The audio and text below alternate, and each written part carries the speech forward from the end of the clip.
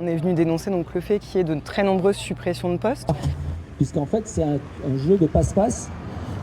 On est bien sûr conscient qu'il y a une baisse démographique et qu'il y a un peu moins d'élèves.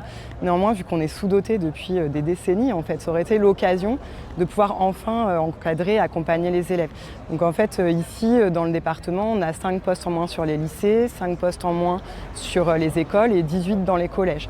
Donc c'est quand même assez important et ça risque de dégrader à la fois les conditions d'accueil des enfants avec des classes très nombreuses, surchargées même. Hein.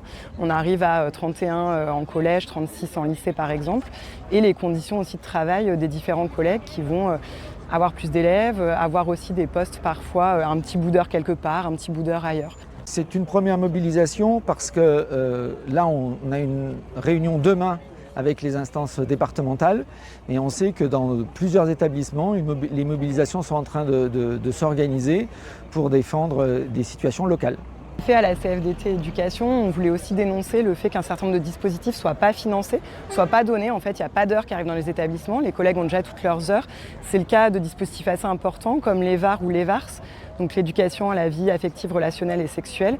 Et il nous semble que c'est d'autant plus important dans le contexte.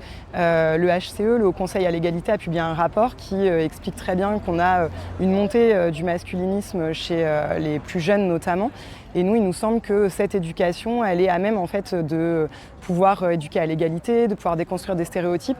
Malheureusement, on n'a pas les moyens de le faire.